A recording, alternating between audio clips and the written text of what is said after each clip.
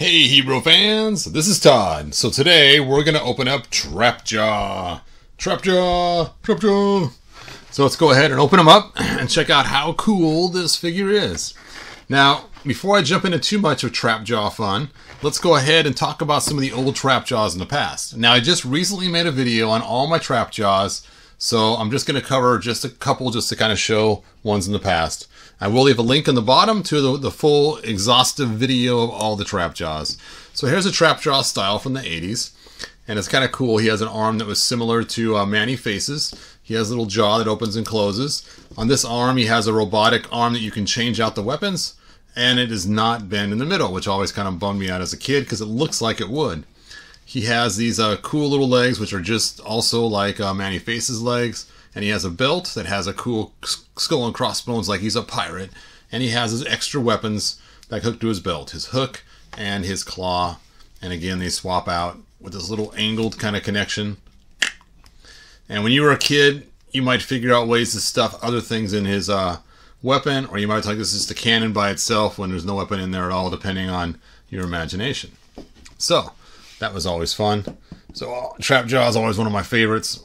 So here is Trapjaw from the classics, and he also came with 3 weapons, which was the regular gun right here, the hook, and the claw hand.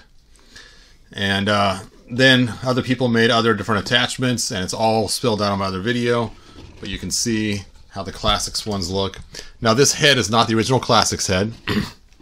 I actually grabbed the Filmation one and painted it burgundy to match what the old style looked like. Alright, then you could take extra parts that came with the figure and create Kronos. I am Kronos.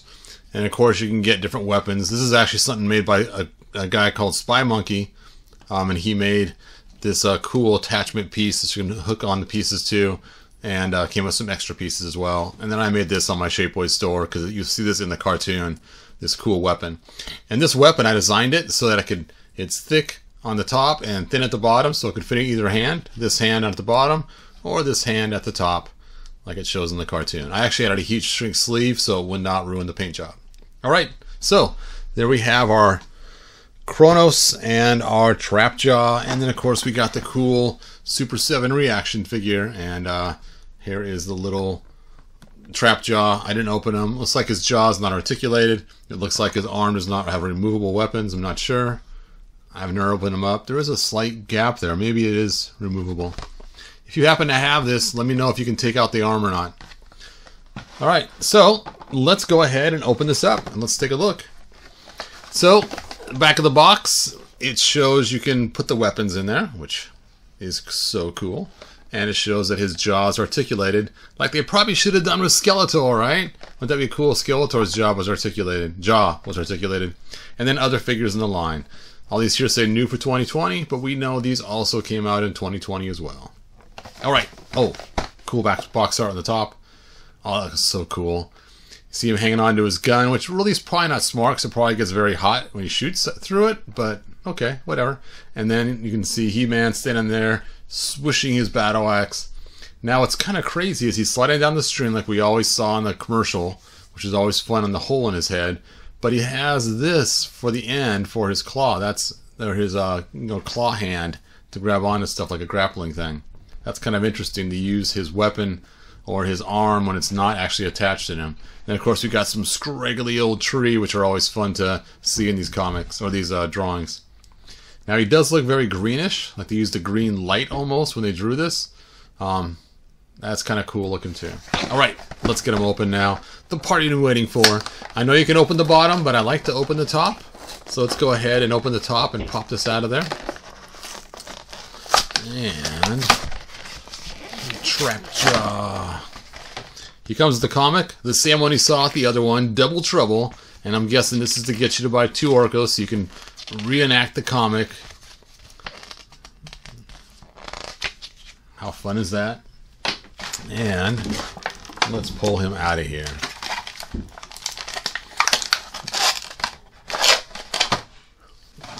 So let's go ahead and get the scissors and cut the rubber bands.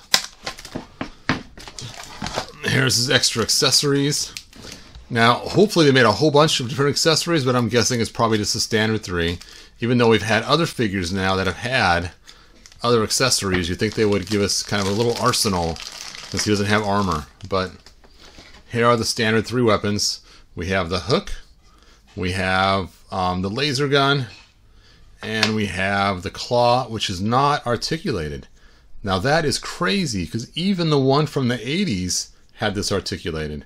And it's much thinner. Look at the difference. You can see, you know what? I was wrong. The one from the 80s is not articulated. I take that back. But you can see the difference on the top of how one of them is pretty thick and this one's pretty thin. That's crazy. They actually changed the design of it. So just for kicks, let's see if this fits in the old one. It looks like it will not. Oh, it actually does. The old one was tapered. This hits the bottom of the taper and holds it in place. So it does stay, but not very good. So you couldn't actually hold them up very well. Let's jam that in there to see. If you're very careful, you can lift him by it. But any kind of little bump and it would pop right off because of the way it was tapered. Alright, so I guess if you had to, you could replace your original hook. So here's the difference. Let me show you kind of a close-up of this. And you can see this is the originals and this is the new one, how the tapering is. And this little knob happened to fit right into the taper at the bottom of that to hold it in place. So that was kind of funny. Which means more than likely Trapjaw's weapons, old weapons, will not work with this new figure. Unless you were to sand them down to make them straight. Alright, so here's Trapjaw. And it's got rubber bands all stuck on him. There we go. Let's do a rundown of his articulation. His boot. That's a cool boot the way that's designed. Look at that. And of course you have his knee up higher. And the same on the other leg. He has his belt that looks like it comes off. He has the hooks to hold the weapons on there. He turns at the waist. Then we have the shoulder. Now the biceps kind of different on this one. They actually went higher so the arm can bend at a much higher, you can bend it more than you can He-Man because there's less bicep that are blocking it. I kind of wish they would have gone with a bigger bicep and not made it so you can bend his arms extra. Looks like they even took out some stuff right here too to make it so you can really bend that elbow beyond the 90 degree. On the back, it's nice and rounded. That's really cool. And his hand is articulated the same as we've seen before, but much bigger, bulkier hand it looks like than what we had before. And then of course he has all the cool details. On the other side, I'm guessing this is articulated, but it just, there we go. It'll probably work better once I put a weapon in there. And the shoulder has a little bit of play in it, back and forth and up and down. Alright, and then of course he has his armor piece, which is actually glued on. Oh, that's not glued on, it's actually molded in. How crazy is that? I thought that would come off so you could do some easy customs. But it is not. In fact, this does raise higher. It does have more articulation than I thought once you get it aimed in there. So you can actually aim that pretty high. But you cannot take this off to replace it. It is part of his chest, torso piece. Crazy. Alright, so there he is. Let's go ahead and try out some of his different weapons and see how he works. And then we'll try out some old weapons just to see for fun. Oh, that's right. Somebody asked me if I could fit the classics pieces in there. Now I don't have a Kronos head or a Kronos arm that's extra that I can use, but it has the same socket as this. So let's see if this fits in here, then the other arm would too. And it is not. It is a different size completely. You can see here the difference between them. This is the Origins, way bigger. This is the Classics, it's much smaller. So they're not interchangeable with the Classics. Alright, so. Ooh, that's tight. That's crazy. He's not going to lose that anytime soon. That's nice, because even as a kid, the pieces would pop off of the one that was tapered. So that fits nice and tight in there. So that will stay. And now it is easier to bend like I thought. And then these hook on here. Ugh.